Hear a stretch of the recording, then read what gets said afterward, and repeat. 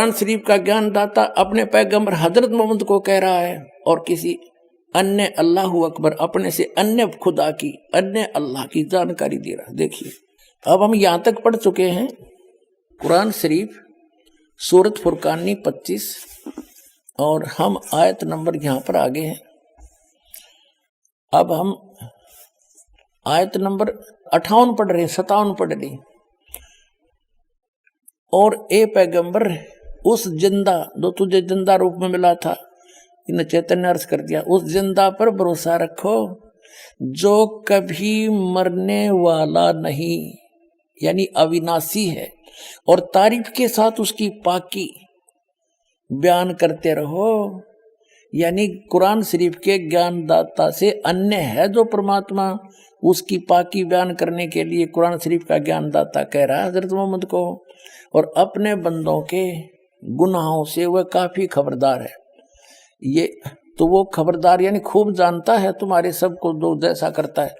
और ये वही है जिसने 58 पढ़ दी, 59 आयत है, जिसने आसमानों और जमीन और जो कुछ उनके बीच में है सबको 6 दिन में पैदा किया, फिर तख्त पर जा बिराजा, तख्त पर जा बैठा। वह अल्लाह बड़ा, वो अल्लाह अकबर है, वो अल्लाह कबीर है, वो अल्लाह बड़ा है, रहमान है, दयालु है। तो उसकी खबर किसी बाखबर यानी इल्म वाले से, तत्वदर्शी संत से पूछ देखो। कुरान शरीफ का ज्ञानदाता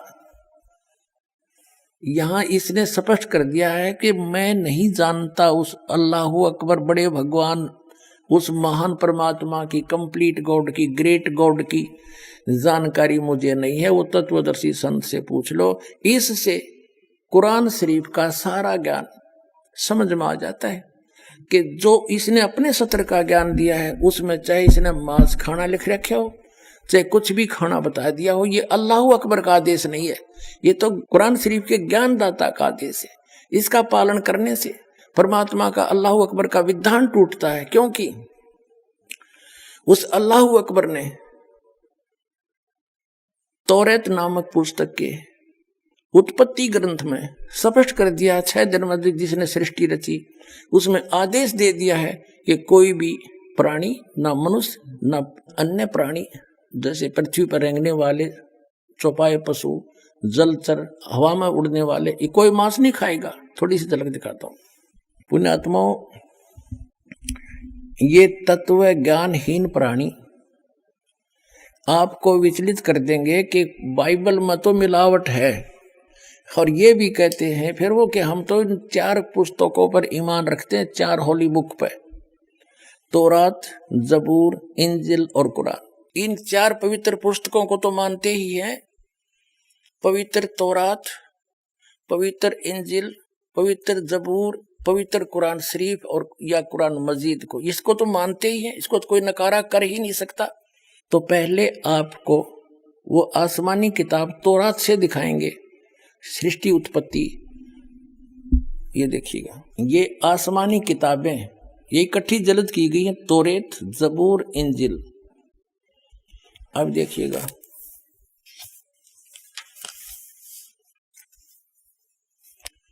और ये यहां से छपी है बेंगलोर से।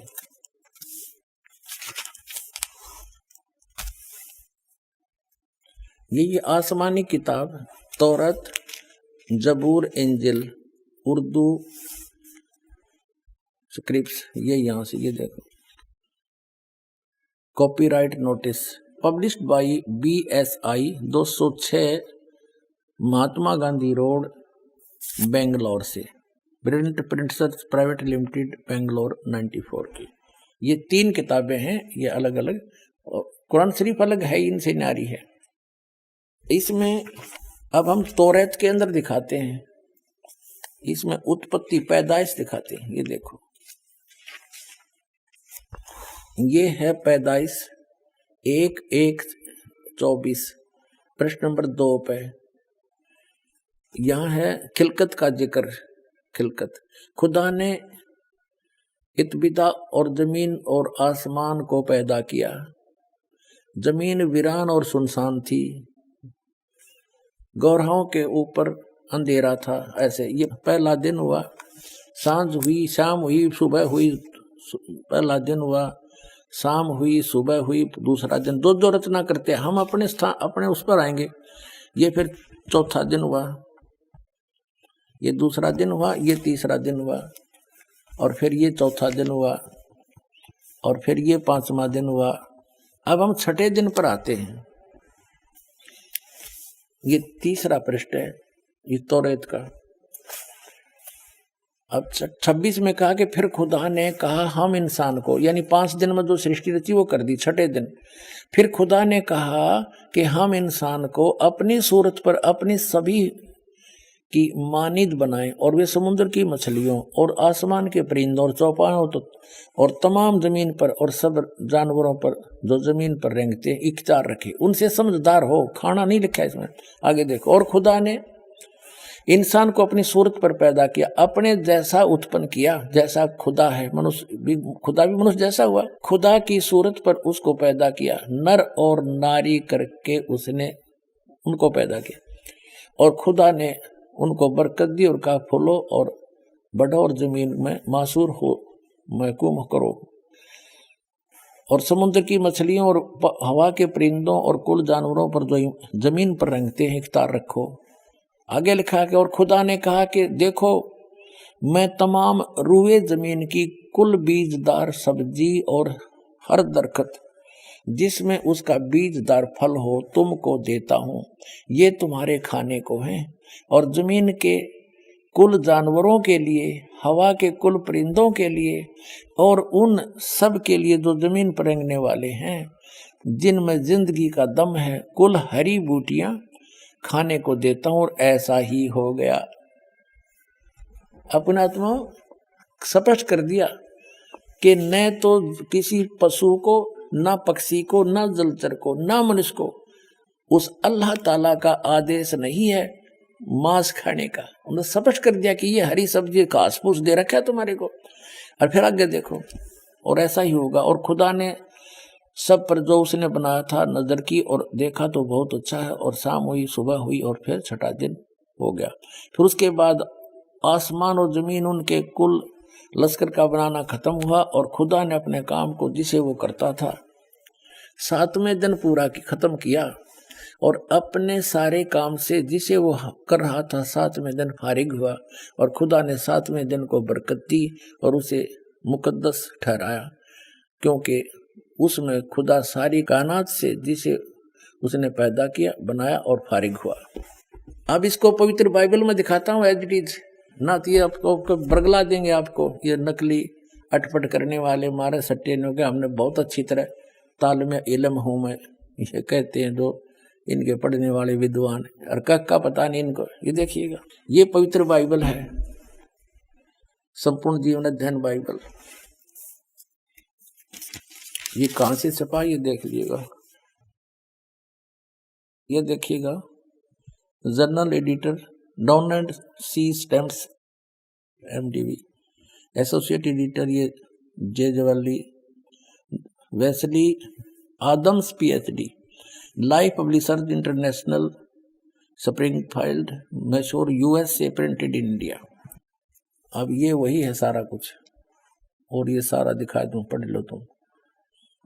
अब इसके हम इस पे आते हैं उत्पत्ति पर।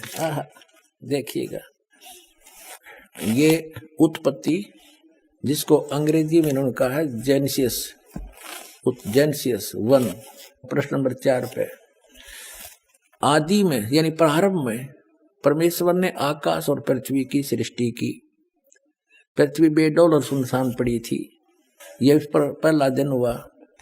फिर परमेश्वर ने जो कहा, जल के बीच एक ऐसा अंतर हो कि जल 2 भाग हो जाए। सारा कुछ क्या, सांझ हुई, भोर हुई, फिर दूसरा दिन हो गया। फिर सांझ हुई, भोर हुई, तीसरा दिन हो गया। हमने अपने मतलब की बात लेनी। ये चौथा दिन हो गया, सांझ हुई, भोर हुई, फिर चौथा दिन हो गया। अब हम ये 5वां दिन हो गया, प्रश्न नंबर 5 पर आ गया। ये सांझ हुई, भोर हुई, 5वां दिन हो गया। अब छठे दिन ये आ गया, छठा दिन। ये छठे दिन में चल पड़ा। इस प्रकार परमेश्वर ने पृथ्वी की जाति जाति के वन पशुओं को और जाति जाति घरेलू पशुओं और जाति जाति की भूमि पर सब रेंगने वाले जंतुओं को बना, और परमेश्वर ने देखा अच्छा है। फिर परमेश्वर ने कहा कि हम मनुष्य को, उन सब पशु पक्षियों को बनाकर फिर हम मनुष्य को अपने स्वरूप के अनुसार बनाएं, अपनी समानता में बनाएं, और वे समुद्र की मछलियों और आकाश के पक्षियों और घरेलू पशुओं और सारी पृथ्वी पर सब रेंगने वालों जंतुओं पर जो पृथ्वी पर रेंगते अधिकार रखें। इनसे समझदार हो, जैसे भैंस, गाय, बैल, इनको हमने अपने काम के लिए प्रयोग कर लिया, इनको खाना नहीं, सताना नहीं, इनको जैसे गाय भैंस आपने रखी, उसको पहले आप पेट भरते हो, चराते हो, उसको नहवाते हो, धुआते हो, प्यार से रखते हो, जब वो दूध देती है। तो ऐसे कहा, खाने के लिए नहीं कहा उस मालिक ने। देखो आगे, तो परमेश्वर ने कहा मनुष्य को अपने स्वरूप के अनुसार बनाए, अपनी समानता बनाए। तो भगवान फिर कैसा हुआ? फिर परमेश्वर ने कहा हम मनुष्य को अपने स्वरूप के अनुसार बनाए, अपनी समानता बनाए, और वो समुद्र की मछलियों और आकाश के पक्षियों और घरेलू पशुओं और सारी पृथ्वी पर रेंगने वाले जंतुओं पर जो पृथ्वी पर रेंगते अधिकार रखे। आगे देखो, तब परमेश्वर ने मनुष्य को अपने स्वरूप के अनुसार उत्पन्न किया, अपने ही स्वरूप के अनुसार परमेश्वर ने उसको उत्पन्न किया, नर और नारी करके उसने मनुष्यों की सृष्टि की। तो भगवान कैसा? नर आकार, मनुष्य सदृश, जैसे जिनको परमात्मा मिले सचखंड लेकर गए, वापस छोड़ा, उन्होंने बताया हमरे ही निहार है, हमारा सृजनहार, हमारा भगवान हमारे जैसी शक्ल का है, लेकिन उसकी बॉडी वो उस वहां जाकर के सभी का जो शरीर है इमोर्टल हो जाता, अविनाशी शरीर मिलता है, वो मटेरियल सारा अविनाशी मटेरियल का शरीर है। और यहाँ पर ये नासवान है ये शरीर। यहाँ जब आता है परमात्मा अपनी ओरिजिनल बॉडी से ही आता, वो अविनाशी, वो ऐसे ही किसी माँ से जन्म नहीं लेता, सह शरीर आता है, सह शरीर चला जाता है। आपको प्रमाण दिखाएंगे, अल्लाहू अकबर सह शरीर आया था, बालक रूप धारण किया, लीला करते बड़े हुए, फिर सह शरीर चले गए लाखों लोगों के सामने। अब ये स्पष्ट हो गया कि परमात्मा ने मनुष्य को अपने जैसा, अपनी सूरत में, अपने शकल के अनुसार अपने जैसा रचा। तो भगवान भी, अल्लाह भी मनुष्य जैसा है। और आगे फिर वो क्या कहता है देखो, और परमेश्वर ने कहा नर और नारी करके उनकी सृष्टि की, और परमेश्वर ने उनको आशीष दी, उनसे कहा फूलो फलो और पृथ्वी पर भर जाओ और उसको अपने वश में कर लो, और समुद्र की मछलियों तथा आकाश के पक्षियों और पृथ्वी पर रेंगने वाले जंतुओं पर अधिकार रखो। यानी उनसे, जैसे इंसान ने शेर तक को भी काबू कर लिया, हाथियों को भी बांध लिया, तो ऐसे कंट्रोल करने के लिए कहा उन्होंने। आगे देखो, फिर परमेश्वर ने उनसे कहा, यानी मनुष्यों को भी, फिर परमेश्वर ने उनसे कहा कि सुनो, जितने बीज वाले छोटे छोटे पेड़, ये मनुष्यों के लिए आदेश है, सारी पृथ्वी के ऊपर हैं, और जितने वृक्षों में बीज वाले फल हैं, वे सब मैंने तुमको दिए तुम्हारे भोजन के लिए।